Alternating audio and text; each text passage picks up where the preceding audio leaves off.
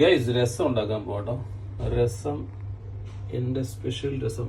അത് ഇഞ്ചിയും വെളുത്തുള്ളിയെല്ലാം ചതച്ച് വെച്ചത്, ഇത് കുരുമുളക് ചതച്ചത്, പിന്നെ മല്ലിയില അരിയണം, തക്കാളി ഉണ്ട്, കറിവേപ്പില, പുളി വെള്ളത്തിട്ടുണ്ട്. പാത്രം വെച്ച് വെളിച്ചെണ്ണ ഒഴിച്ചിട്ടുണ്ട്. കുറച്ച് കടുക് പൊട്ടിക്കാം.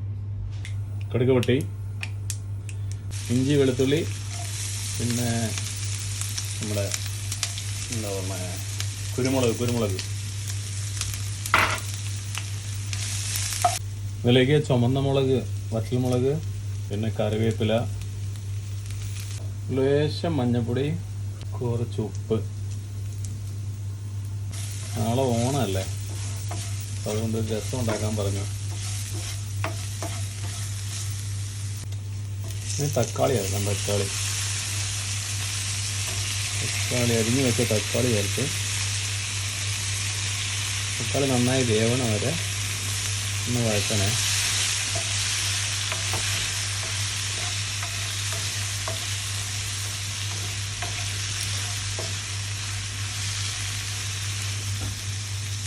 രസപ്പൊടി ഇടാം. രസപ്പൊടി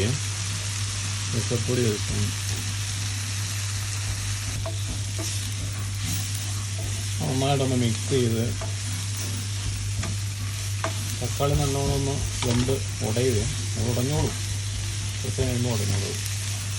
ഓൾറെഡി വെന്തിട്ടുണ്ട്, തക്കാളിക്ക് അധികം വേവൊന്നുമില്ല. ഇനി ഇതിനകത്ത് നമ്മൾ പുളി പിഴിഞ്ഞ് വെച്ചിട്ടുണ്ട്. അപ്പോൾ ആ വെള്ളം ഒഴിക്കും.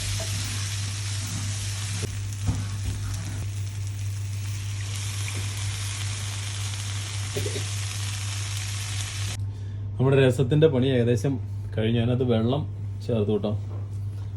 ഒരു 2 ഗ്ലാസ് ചൂടുവെള്ളം ചേർത്തു. ഇനിയിപ്പോൾ മല്ലിയില ഇടും. മല്ലിയില,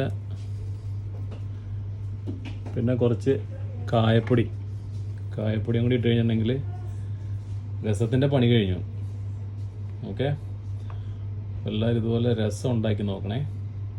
സിമ്പിളാണ്, ബട്ട് നല്ല ടേസ്റ്റ് ആയിരിക്കും. കായപ്പൊടിയും കൂടി ഇട്ടു കേട്ടോ.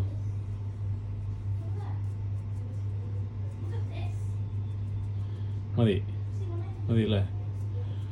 ഓക്കെ, കായപ്പൊടി ഇട്ടു.